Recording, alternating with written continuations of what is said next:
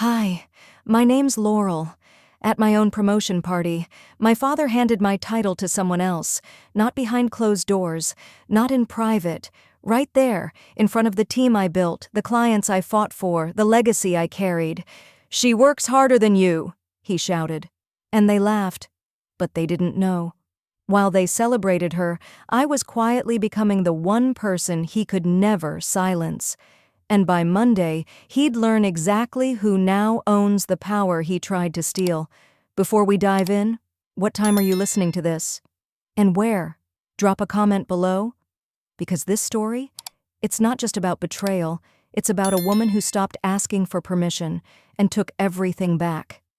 So, the elevator doors opened, and the warm breeze from the rooftop swept over me. It smelled faintly of white lilies and charred steak, like someone had tried to fuse elegance with backyard comfort. The soft string quartet in the corner played something vaguely classical. Overhead, the Dallas skyline shimmered in amber tones. The patio lights blinked gently, and as I stepped out, I saw the sign that made my stomach flutter. "Congratulations, Laurel." Gold letters, bold and unmistakable, stretched above a velvet-draped table.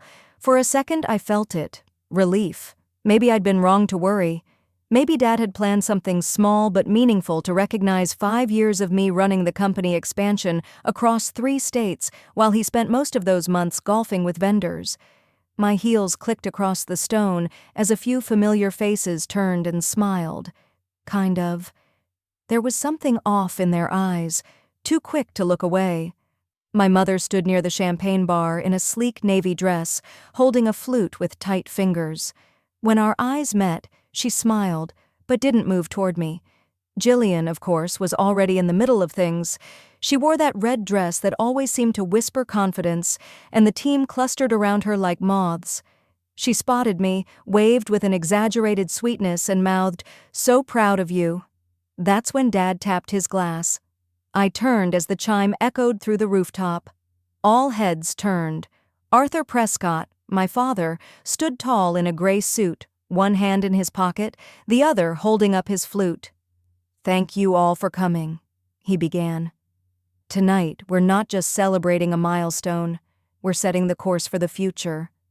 I stood a little straighter, my lips parting in a small, involuntary smile. My promotion, official at last. VP of Operations. Dad's voice rang steady. "This company has survived because of grit, loyalty, and people who don't need applause to hustle." The words bent in my ears. Not because they were wrong, but because they weren't the ones I expected. He gestured toward Jillian. "And no one embodies that more than Jillian." Applause. Not raucous, but enough. She's handled crisis after crisis with grace. She's leaned in, kept quiet, and delivered. Starting Monday, Jillian will step into the role of vice president. I didn't move, didn't blink. Not even when he added, loud enough for the back row to hear, "Laurel will remain on as director, reporting directly to Jillian. A good soldier learns, and eventually, earns." The room went still, then someone tried to clap. A second person joined. The sound limped through the crowd. My heart didn't race. It did something stranger. It slowed, like the air had thickened and I was breathing syrup. Jillian lowered her head slightly, just enough to feign humility, but her lips twitched and I caught it, the smallest smirk. My mother turned away.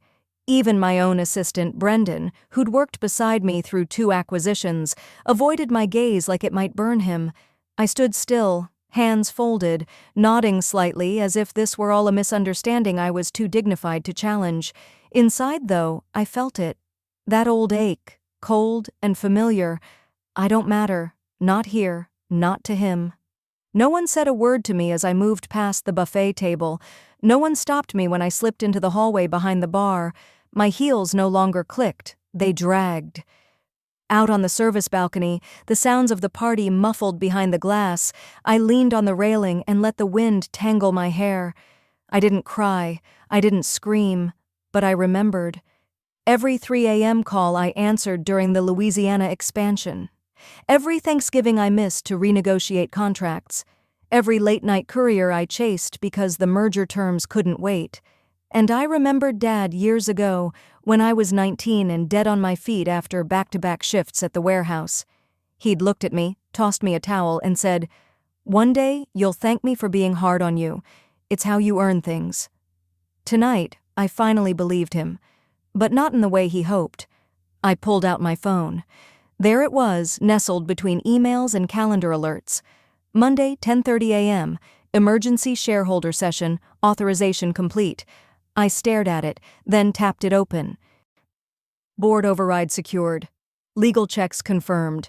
Control transfer, fully authorized. The corners of my mouth lifted, just barely. Just enough. Behind me, the music swelled again. Someone probably raised another glass in my name, not realizing the real toast was yet to come. And while they clinked glasses for Jillian, not one of them knew. I was already preparing to take the seat none of them would ever offer. By Sunday evening, I'd already stopped answering calls. The congratulatory texts felt like paper cuts, polite, shallow, and laced with cowardice. Nobody dared to say the truth. Not one colleague, not even Mom. And maybe that silence said more than any apology ever could. I didn't need an apology. What I needed was already waiting in a locked drawer under my home desk. Monday morning arrived with no fanfare, just the quiet discipline of someone who'd stopped waiting to be chosen. I was in the office by 7:20, not a second later than planned. The building still echoed with the click of my heels. I took the elevator up to the 23rd floor, our executive boardroom. The glass walls glowed with a golden tint from the sun rising over Dallas. The long, polished table stretched ahead like a runway. At the far end, where Dad always sat, the leather high-back chair stood like a throne. This time, I didn't walk past it. I pulled it out and sat down. No music, no announcement, no need to clear my throat. I simply opened my folio, reviewed the agenda, and waited. At 7:52, Janice, our head of finance, entered first. Her eyes flicked from me to the chair I occupied. Her mouth twitched, then straightened. She nodded. "Morning, Laurel." "Morning." By 7:59, the room had filled with mid-level execs, a few shareholders, and Arthur Marin, my father.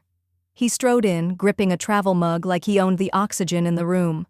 Behind him was Jillian, of course, dressed in corporate beige and acting like the party hadn't just happened 3 nights ago. When Dad saw me seated at the head of the table, he paused. "Laurel," he said slowly, almost amused, "that's not your seat." A few people shifted in their chairs. I didn't answer. I just met his gaze, then looked at the clock. The second hand ticked past 8. "Shall we begin?" I said. The room went still. Arthur cleared his throat and opened his laptop with an audible sigh, clearly deciding to let it slide, at least for now. But I didn't. Before anyone could move to the usual performance reports, I reached into my folio and slid a thick folder across the table to the center. It landed with a quiet, deliberate thud. "Before we start," I said, "I'd like to walk the board through an updated control structure." Dad blinked. "What are you talking about?" I looked to the others. "This," I said calmly, tapping the folder, "contains notarized filings, a share transfer executed last year, and a legal trust agreement. It was signed by Charles Marin, our founder, my grandfather." Nobody moved. Nobody breathed. "This isn't about a title," I continued. "It's about responsibility, stewardship, and the truth is, that transition already happened. Months ago." Arthur scoffed. "That's absurd. You were a project manager then. You didn't even have voting rights." I turned to Janice. "Please distribute copies." She hesitated, then stood, handing out duplicates of the document to every person at the table. Arthur flipped his open. The blood drained from his face. I leaned back slightly. "You remember last summer, don't you? When Grandpa started chemo? He met with our attorneys privately. He told me he didn't trust how the company was being run. He watched you dismiss our engineers. He watched you reward flattery over results, so he took steps." Arthur's voice was barely restrained. "You manipulated a dying man." "No," I said evenly. I showed up when you didn't. The words hung in the air. Jillian shifted in her seat, frowning. My grandfather made his decision. I honored it by staying quiet until everything was finalized. A murmur passed through the board. One man leaned forward, reading the clause that confirmed what I'd just said. Majority control passed via irrevocable trust. The founder's signature was right there. Witnessed. Sealed. Arthur stood. "You're doing this to humiliate me," he said. "That's all this is." I shook my head. No. What happened Friday night? That was humiliation. This is clarity. He pointed at me. You don't get to rewrite the chain of command because your feelings got hurt. I held his gaze. You never saw me. He did. That's the difference. Silence. Even Jillian didn't speak.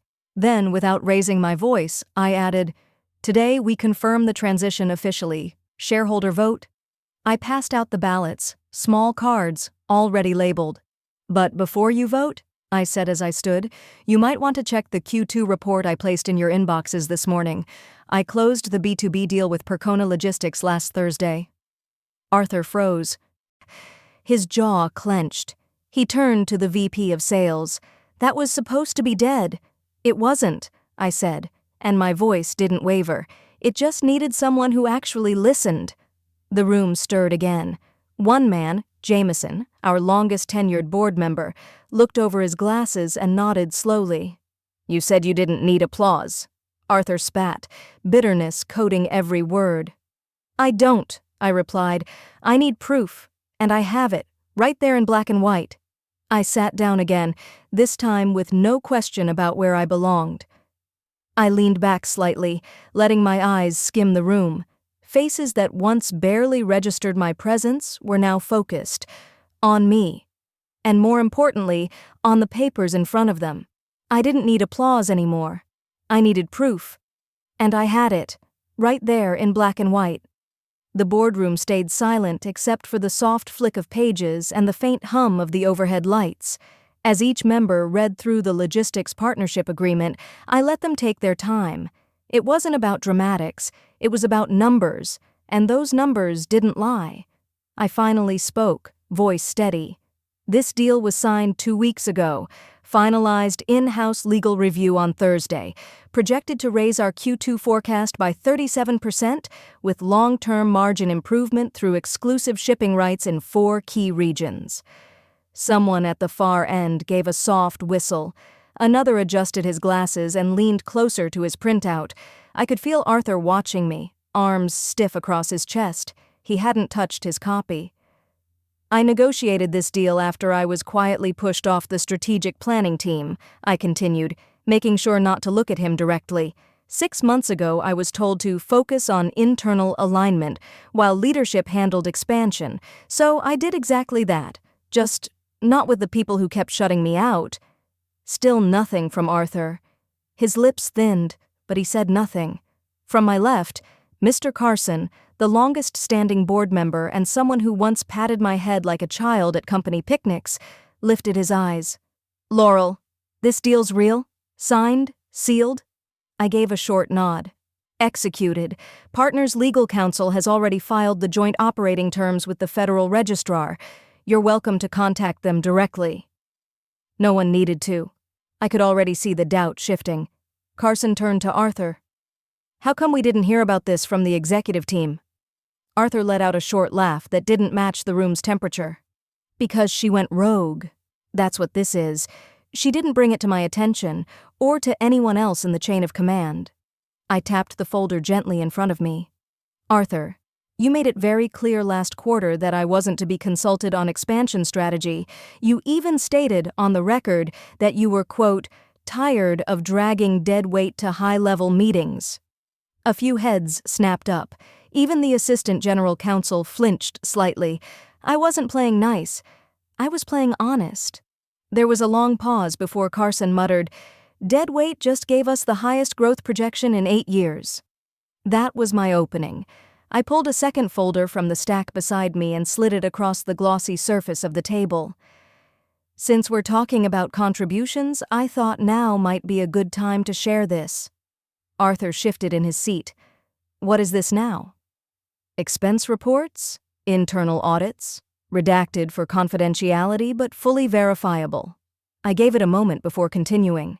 3 months ago, Arthur authorized a new consultant role. Salary, $128,000. Deliverables, none. Role scope, undefined. The CFO frowned. I don't recall approving any new consultant hires. You didn't, I said. Neither did HR. I turned to the head of internal compliance. Would you like to confirm the name listed? He opened the file slowly, scanning the page. A long breath escaped him. Sierra Belden, listed as consultant, reporting directly to Mr. Hargrove. A few people exchanged glances. That's his goddaughter, someone whispered. Arthur's voice rose. She's a marketing expert. I brought her in to advise on branding. Except, I replied calmly, she hasn't attended a single strategy session or submitted a single report, but she did bill over $16,000 in travel reimbursements, and I think someone at the Renaissance in Aspen remembers her very well. The general counsel closed her binder and looked up. I'd like to formally recommend we suspend that engagement pending review. Arthur barked a dry laugh. This is a setup. You've been digging around, twisting things, planting evidence. I didn't move. I didn't flinch. If I wanted to set you up, Arthur, I'd have done it a long time ago. This isn't a trap. This is exposure. He stood up fast. I've given my life to this company. And you've drained it like an ATM, I said sharper now, while calling me dead weight, while telling anyone who'd listen that I was only here because of my last name. You never once stopped to ask what I was building behind the curtain. The room was still. Even the assistants had stopped moving. Carson leaned forward again. Is there more? There's always more, I answered, voice returning to a steady calm. But let's start here. Let's look at what's on the table before we get lost in excuses. Minutes passed. Some board members whispered. Some stayed locked on Arthur's face. Others studied the documents in silence. Then the chair of the board rose. He cleared his throat, holding the results of the shareholder vote. It's done, he said. Laurel Hargrove has secured majority control. Arthur sank back into his seat, eyes darting around, unsure of where to land. I stood, not fast, not triumphant, just steady. I appreciate your trust, I said, and I'll honor it. But know this, I'll be reviewing all executive decisions made in the past fiscal year, especially promotions. I let my gaze travel toward the back of the room. And that's when I saw it. Her, the woman Dad gave my title to, standing in the back, face pale. She stood like a ghost against the hallway's beige wall, shoulders squared but eyes unsure. Michaela, the woman I'd seen listed under my title, the one Dad toasted at my party. She didn't speak right away, just twisted the strap of her purse like it might unravel the awkwardness. I stepped out fully, the boardroom door clicking closed behind me, muffling the final murmurs from inside. I didn't say anything either. I didn't need to. The weight of silence did most of the talking. Then she spoke. I didn't know he was going to do that, she said quietly, voice trembling. At your celebration. It wasn't supposed to go like that. I tilted my head slightly. You accepted the title, though. She winced. I didn't want the attention. Arthur said, he said you were too emotional for leadership, that the board needed someone more digestible. Digestible. The word clung to the inside of my skull like dried glue. I told him it didn't feel right, she added. But then they scheduled that event, and by then, it was already public. The bitterness in my throat had a taste now. Dry cedar, dust, old insults repackaged as compliments. I nodded slowly, though nothing about her admission surprised me. I'd seen that look before, women who were placed just close enough to the power to be blamed when it all fell apart, but never close enough to actually have it. I took a breath, steadied myself. And did you ever ask why someone who didn't want the role was handed it, over someone who fought tooth and nail for it? She hesitated. Arthur said, The company needed a woman's face, but not your name. You had too much history, too much control. I didn't react, not yet, not outwardly. But inside, something folded in me, cleanly, neatly. Michaela looked down. I think I was just convenient, pretty, non-threatening. They gave me the title, but I've never even been allowed to lead a team. Everything still goes through Arthur. Of course it did. They didn't want a leader. They wanted a prop, one who'd smile politely at shareholder meetings and never rock the boat. I didn't excuse her, but I understood. Not everyone is built for war. I'm sorry, she whispered. I never wanted to take your place. I gave her a small nod. That's the thing. You didn't. They never meant for you to lead. You were just cover. Then I walked away. I didn't owe her comfort, just clarity. My heels echoed through the marble hallway as I made my way toward the executive wing. The boardroom was behind me now, but not what it meant. That would follow me for the rest of my life. My father's office door was ajar. He was seated behind his desk, the same walnut thing he'd had since I was a teenager. His tie was askew. His hand gripped a tumbler of something too dark for water. "You got what you wanted?" he asked without looking up. I stepped inside, closing the door behind me with a soft click. "No," I said. "What I wanted was respect. What I got was the mess you created, finally dragged into daylight." He finally looked at me. His face was red, lips pressed into a thin line. "You divided the board. You humiliated your family." I let out a breath that wasn't quite a laugh. "No, you did that. When you built a system that only ever served you and told the rest of us it was for the good of the company." He stood abruptly, eyes flashing. "Everything I did was for legacy, for your future." My voice didn't rise, but it sharpened. "Your legacy is a trail of bruised backs and stolen credit? You called it family, I call it fiction." He flinched like I'd struck him. "No good." "I remember when I was 17, I continued, "when I worked every Saturday in the warehouse, loading trucks while your sons were out on the golf course. You told me hard work would speak for itself." He rubbed his temple. "It did." "No, Dad, it didn't. You spoke for it, and you spoke over me." He sat back down slowly, as if my words had knocked the wind out of him. "You told me I'd get my reward when I stopped needing credit," I said. "But that was always the trick, wasn't it? Keep me quiet, keep me useful, but invisible." I didn't wait for a reply. I didn't want another speech about bloodlines or legacy or the sacrifices he made. I'd heard them all, and I was done listening. I walked out without another word. By the time I reached the press room, I could already hear the clicks of cameras, the low murmur of reporters setting up tripods and testing mics. The podium sat at the front of the room under a simple banner: quarterly results and strategic direction. Strategic, all right. I paused just beyond the entry, straightened the collar of my blouse, ran a finger along my wristwatch, and let myself breathe. When I stepped into the room, the lights hit me square in the face. I didn't flinch. The murmuring stilled. I walked to the microphone, heels steady, heart calm in a way it hadn't been for years. Let them come. Let them ask their questions. I was ready. "Let's make the truth public," I said, clear and quiet. Then I looked up. Second row. Off to the right. And there he was. The last person I expected. My brother. The one who swore he wanted nothing to do with the company ever again. I didn't even remember walking to the podium.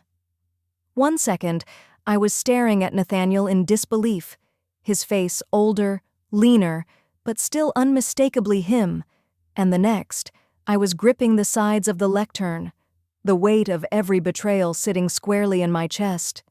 The cameras clicked like insects. The murmurs from the audience hushed as the lights above me sharpened, and I heard someone whisper, "That's Arthur's daughter." I cleared my throat, my voice steady though my fingers trembled slightly. "I was promoted on paper," I began. "Not to lead, not to grow the company, but to silence dissent, to make it look like we'd evolved, like the leadership was changing." I paused, letting the truth land. But nothing changed, because a title without authority is just a leash. Gasps from the back. I spotted several faces I'd worked with for years, some sympathetic, some unreadable. I saw the board member who once told me to keep my chin up when I was passed over. He wouldn't meet my eye. I was told I was too driven, too opinionated, too unwilling to play the game, so instead of support, I was sidelined, while someone else was placed in front, someone with no power, no voice, just the right image. I didn't say Michaela's name, I didn't need to, but I'm not here to accuse a woman who got caught in the middle. I'm here because a system, crafted by people I trusted, took everything I built and made it a mask. My breath caught, just for a second. They thought I'd go quietly. And then, Nathaniel stood. His voice rang through the hall like the sharp crack of a gavel. "She's telling the truth." Every head turned. He stepped forward, holding up a printout. Emails. I knew the headers before he even spoke. I worked under Arthur long enough to know what went on behind the boardroom doors. He once said, "Laurel's useful as a buffer. She takes the heat, and we keep the image clean." Nathaniel's lip curled. He called her a public sponge. His words. The silence was thunderous. He told me I was too soft to handle the real game, that the family name came first. I left because I couldn't keep stomaching what he became. But I'm back. Not for revenge, but because she's earned every damn inch of that mic. I blinked, hard. The room stirred. Reporters typed faster. Others whispered into phones. Then one young woman, an intern, maybe 22, rose from the back. "Laurel was the only one who mentored me when I joined," she said. "Arthur asked me to schedule fake meetings with her just to keep her occupied during board discussions." Another employee added, "She helped me with my MBA application, while Arthur told me I'd never move up if I had kids." Someone else chimed in. "She was the only reason I didn't quit in my first month." And just like that, it cracked. The silence around me splintered into voices: support, shame, solidarity. I stepped back from the mic, barely hearing the rising hum of questions from journalists. Flashes burst. The moment had legs now, online, on TV. It was out of my hands. Later, after the room cleared out, I found myself in the women's restroom, the echo of my own breath loud in the marble stillness. I locked myself in a stall and pressed my palms against my thighs. They were shaking. I sat on the edge of the toilet lid, elbows on my knees, and stared at the floor. I should have felt triumphant. Instead, I felt hollow, or maybe emptied out. This was what I wanted, wasn't it? Vindication, exposure, consequences. But the victory felt like holding a glass trophy in a storm. I remembered being 17, back when I worked weekends at the warehouse while my brothers learned golf swings on Arthur's dime. I'd show up before the sun was up, drive the forklifts, organize shipments, shadow managers. Arthur used to pat me on the shoulder and say, "You'll get your reward when you stop needing credit." Back then, I believed him. I thought if I just kept proving myself, one day he'd see me. Now I knew better. My invisibility hadn't been accidental, it had been engineered. A door opened. I rose, splashed water on my face, and dried it with a paper towel that crinkled like old news. In the mirror, my reflection didn't smile, but she looked real, solid, like someone who didn't flinch anymore. As I stepped into the hallway again, a reporter I didn't recognize approached. Young, sharp, glasses sliding down her nose. "Miss Laurel?" she said, offering her phone. "There's a video you need to see." She hit play before I could even respond. On screen, Arthur. Backstage. His face contorted, voice sharp. "You think I wanted you in that role? You're a placeholder, Michaela. You smile, you nod, and you stay out of the way. That's your job." He snapped his fingers. "Don't get any ideas. If Laurel had just shut up and played nice, you wouldn't be here at all." The reporter looked at me, wide-eyed. "It leaked 20 minutes ago. Already has 2 million views." I stared at the screen for a long beat, then slowly took the phone from her hand, and I knew exactly what I had to do. Hi? I didn't hesitate. I stepped out of that hallway, gripping the phone like it weighed more than it did. The screen was still lit, Arthur's voice crackling through hidden footage, laced with cruelty and ego. Michaela's name spat like dirt. I followed the corridor down to a side lounge I remembered from bored days, where the non-essential guests waited, where I used to be left with tea and silence while the real decisions were made upstairs. And there she was. Michaela sat hunched on the arm of a chair, alone, her face in her hands. I pushed the door closed behind me. The soft click made her jump. She looked up, eyes wet. "You saw it," she said. I nodded. "All of it." Her voice cracked. "I didn't know they were filming. I thought it was just stress." He always said it was pressure, that I needed to toughen up.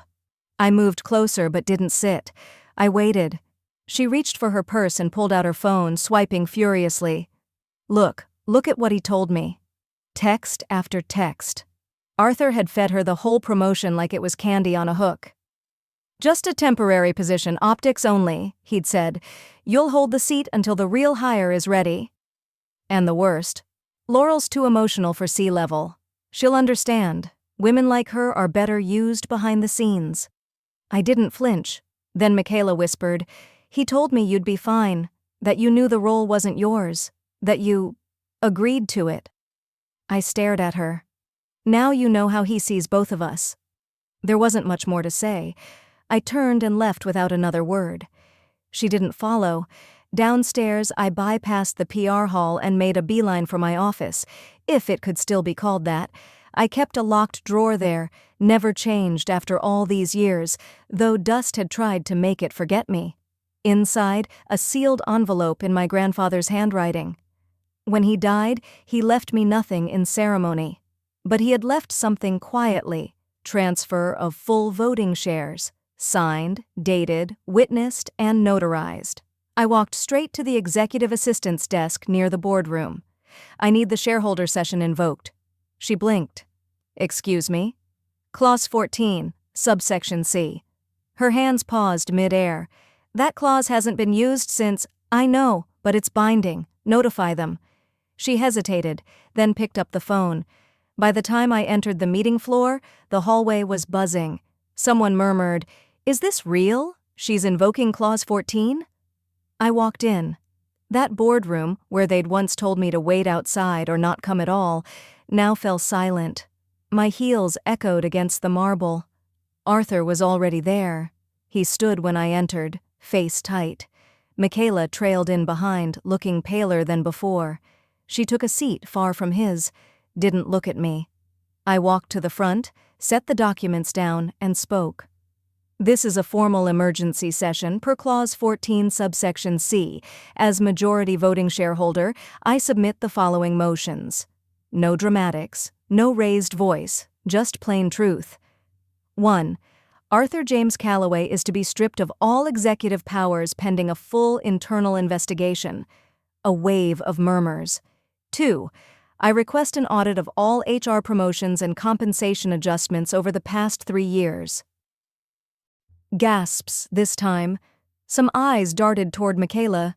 She didn't flinch. And 3. Reinstate independent oversight on shareholder family matters. We've allowed this company to blur lines too long. One of the older members, Mr. Dane, who'd once told me to fetch coffee at 17, nodded slowly. About time someone remembered who this company was really built for. Arthur slammed his hand on the table. "This is absurd. You think pulling stunts in front of the press and dragging your brother back makes you some kind of savior?" I didn't move. "No, I think you forgot something. I was always watching, even when I was silent." The air thickened. Votes were cast on paper, per protocol when Clause 14 was invoked. No electronics, no whispers, just ink and motion. Arthur stared daggers through me as the ballots were passed forward. "You think this wins you something?" he muttered. "This won't change what they think of you, or who they call when it matters." I leaned in, steady. "What they think of me doesn't matter. What they know now does." He looked away first. As the final votes were being tallied, the room grew still. I didn't need the numbers to be close. I could already see it on their faces. This time, they heard me. The room went quiet. Then the final vote was read out loud, and the numbers weren't even close. Arthur didn't move at first, his jaw clenched, eyes darting from face to face as if he could will the outcome to change just by staring hard enough. The silence dragged on until security stepped closer, a quiet but firm presence at his side. That's when he stood, slowly, deliberately, and straightened his blazer as if the meeting had just gone exactly as he'd planned. He didn't look at me, not once. But as he reached the double doors, the distant sound of commotion from the hallway filtered in, cameras, voices, reporters. The board members shifted in their seats, murmuring as the door opened and Arthur stepped out into the flashing lights like a man walking into battle. "My daughter staged this," he told them, his voice hard but performative. "She's been planning to push the family out for years. Ask her what she did to her own mother." The words hit like a punch to the gut. Reporters turned to me, microphones raised. I didn't blink, didn't move. But inside, something cracked, wide open. He knew exactly where to aim. He always did. I didn't respond. I walked straight past the cameras, down the back corridor of the building I once wasn't even allowed to step foot in. I didn't speak until I was in my car. And even then, I just sat there for a while, staring through the windshield as rain began to gather on the glass. The drive to my mother's house was quiet. No radio, no calls, just the hum of the tires on wet pavement and the memory of Arthur's words echoing like a drumbeat I couldn't silence. I pulled up to her house around 7:40 p.m. The porch light was off, the blinds were drawn.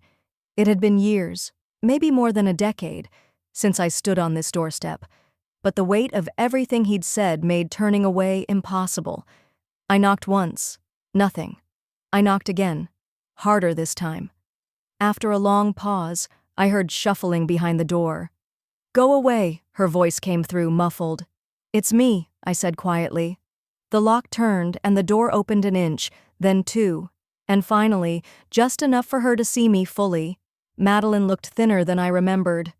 Paler. Her gray hair was pulled back in a tight, tired bun, and there was a tremble in her jaw she didn't bother to hide. "You're not here for forgiveness," she said. "You just want what's left of him." "I want the truth," I said. She didn't invite me in, but she stepped aside, letting the door swing open.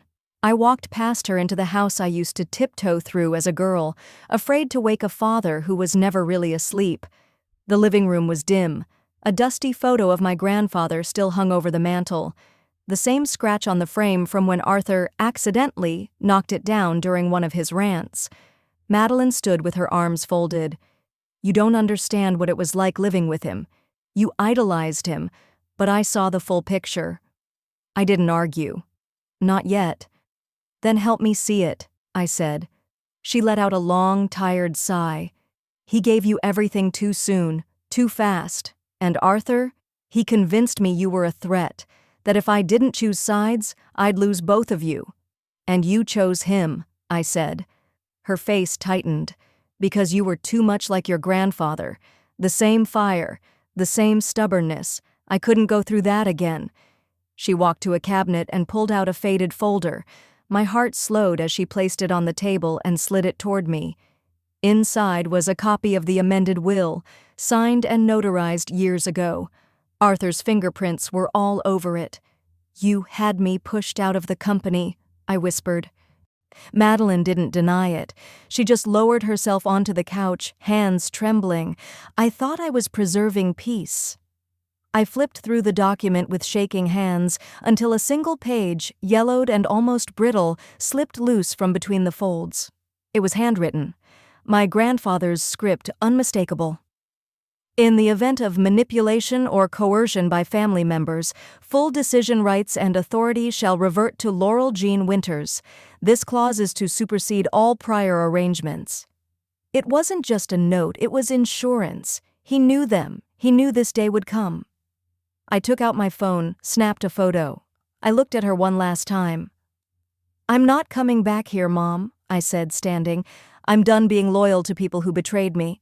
She didn't try to stop me, but as I stepped through the door, I heard her voice, small, cracked.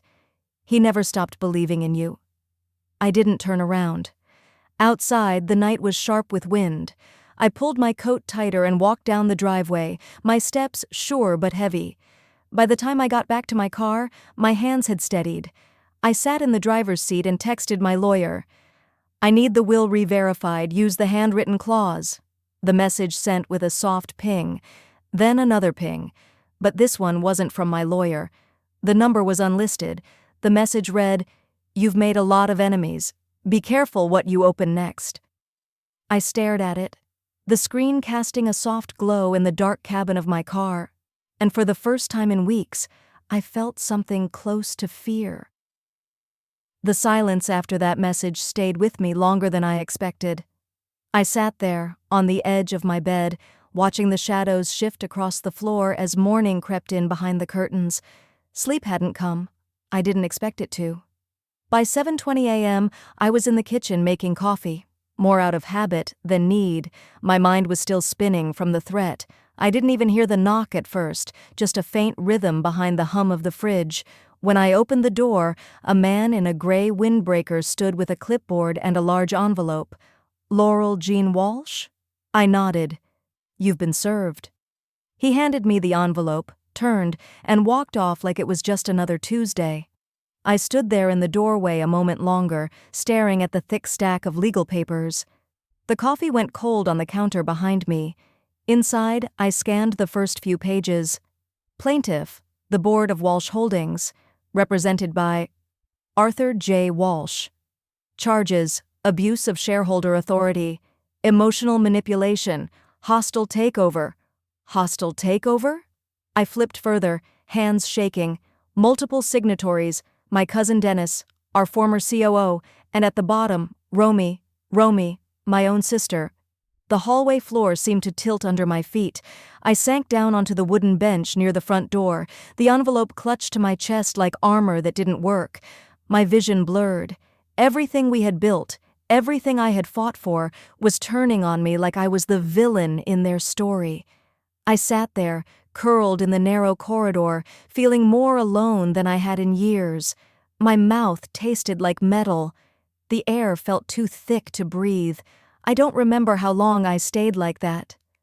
But eventually, the quiet turned into resolve. I stood, walked over to my phone, dialed Marla, my attorney. When she picked up, I didn't bother with small talk. "Subpoena everything," I said. "Every board meeting, every financial review for the last 5 years, and every single email with Arthur's name on it."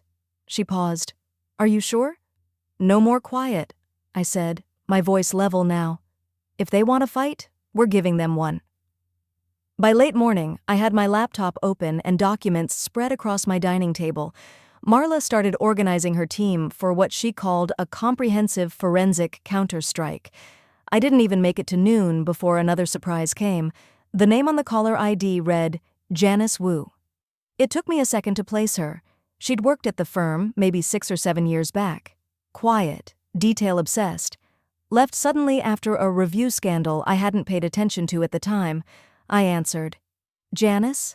I've been following the news," she said. "I have something your father never wanted you to see."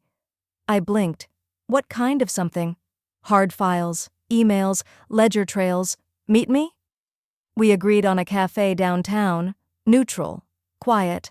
I threw on a sweater, grabbed my bag, and headed out. The cafe was nearly empty. She was already there, sitting in the far booth, a brown leather satchel on the table in front of her. She looked older than I remembered, her eyes sharper. "Laurel," she greeted, nodding once. She slid the satchel across the table. Inside were 2 flash drives, several printed documents, and a yellow legal pad covered in handwritten notes.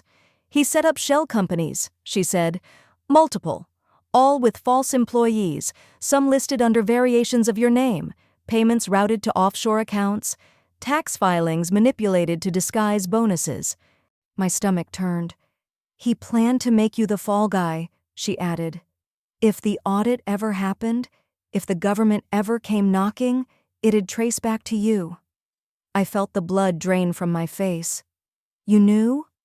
I didn't understand the full picture until it was too late. I left because I wasn't willing to falsify another quarter, but he made sure I signed an NDA. Still, there are things the public deserves to know. I sat back in the booth, letting it all sink in. My father hadn't just tried to erase me from the family business. He'd tried to use me as a shield. That night, I didn't sleep either. Instead, I prepared. By the next morning, my lawyer's team had verified the documents Janice provided. We redacted names that didn't need to be involved yet, but kept enough detail to send a message. Marla helped draft a sanitized version of the report.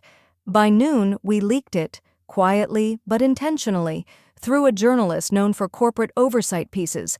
Within hours, social media had caught fire. One headline stood out: "Why is the Walsh Board backing a man under federal audit?" Another: "Fraud, family, and the fall of a dynasty?" By 4 p.m., my inbox was full. Reporters, legal analysts, former colleagues, even a few board members reaching out privately to clarify their position. But just as the tide seemed to turn, a new message arrived. No text, just a file. It was a grainy video. The image flickered, the audio faint but clear enough. Arthur, sitting at a round table in a room I didn't recognize. A voice, someone off camera, spoke. "So if we get Laurel out?" Arthur leaned forward, smirking. "We split the fund. No paper trail." Silence, then a chuckle from someone else in the room. The video ended there. A single message followed. "If you want the full recording, let's talk terms." I stared at the screen, heart pounding. Every instinct screamed to act, but every lesson I'd learned told me, if I moved too fast, I could lose everything. But if I waited, he might make it all disappear. I didn't breathe. Not really. Not until the screen went black and my reflection stared back at me. I had everything I needed. But the moment I moved, it could all shatter, if not from Arthur's lawyers, then from the weight of what it all meant. He hadn't just tried to get rid of me. He built an entire architecture of lies around my name, around my role, around who I was supposed to become. The next morning, I walked into the boardroom 15 minutes before anyone else arrived. I didn't bother with the usual blazer or softening lip color. I wore black, a simple dress, hair tied back. I didn't want to look like their peer. I wanted to look like their reckoning. Arthur was already seated. He looked up when I entered and offered a smile as if none of it had ever happened. "Early bird," he said lightly. I sat across from him. "You might want to save your voice." The room slowly filled. Lawyers, board members, a few press reps we had allowed under controlled conditions. I noticed the shift immediately, the sidelong glances, the low murmurs. Someone whispered near the end of the table, "Did you read that memo?" Another, closer to me, "We're backing a man under investigation?" Arthur tried to lead the meeting with his usual practiced confidence, but it didn't land the same. There was static in the air, doubt, and I hadn't even shown the video yet. Then it happened. Midway through a dry report about quarterly forecasting, a paralegal entered. She cleared her throat and walked straight to the board's legal counsel, handing him a sealed folder. He opened it, skimmed, then stood. "Madam Chair," he said, referring to me for the first time without hesitation. "We've received notice of a substantial proxy realignment. Several minor stakeholders have legally reassigned their voting rights to Ms. Laurel Ray Sutton, effective immediately." The room froze. Arthur shifted in his seat. "How many votes?" someone asked. The lawyer adjusted his glasses. "She now holds 51.7% of the voting shares." No one breathed. I looked at Arthur. His face didn't crumble. Not right away. That was never his style. He kept the corners of his mouth tight, tried to control the flush crawling up his neck. "Let's proceed," I said calmly. Then I nodded to the AV team. The video played. Poor quality. Shaky angle. But the voices were unmistakable. Arthur's. Another man. Board adjacent. Possibly one of our compliance directors. Their words cut clean and clear across the room's silence. "We get Laurel out. We split the fund. No paper trail. The video ended with Arthur's smirk, caught in a moment of careless triumph. I didn't speak immediately. I waited until the silence became unbearable. Then I said, I wasn't silent because I was scared. I was silent because I was collecting receipts. Arthur tried to speak, but this time no one gave him the floor. The board moved quickly, a motion to strip him of all strategic and fiduciary authority. HR opened an investigation before the meeting even adjourned. By the time I gathered my bag, Arthur was already walking toward the exit, his jaw clenched, his lawyers trailing him like shadows. He didn't say a word to me. He didn't have to. That evening, I stayed late in my office, answering emails and finalizing legal transitions. I heard a soft knock, and when I looked up, Romy stood in the doorway. She didn't step in right away. I don't expect forgiveness, she said, but I need you to know, I didn't know how to help. Dad made us feel like we were nothing without him. I leaned back, took a breath. You want to work? I asked. She nodded. No excuses this time, no defensiveness, just something that looked close to resolve. Really work? I repeated. Yes. Then I'll hold you to it. I pushed a stack of reports across the table. She pulled up a chair. 2 weeks passed. One Friday evening, the team gathered at a quiet lounge downtown. No fanfare, no balloons, just candles on tables and a room full of people who had stayed. When I walked in, they stood. Someone raised a glass and said, "To our new president and chief executive officer, Laurel Ray Sutton." No one stole the spotlight. No one whispered over the toast. They just let it stand. Respect isn't loud. It doesn't need to be. As I stepped out into the hallway afterward, I passed her, my mother. She wasn't part of the gathering. She didn't even look fully present. But as I brushed by, her hand gently touched my arm. She looked at me for a long second. "You didn't become like him," she said softly. "No," I replied. I didn't. I walked out alone. But for the first time in years, I didn't feel lonely.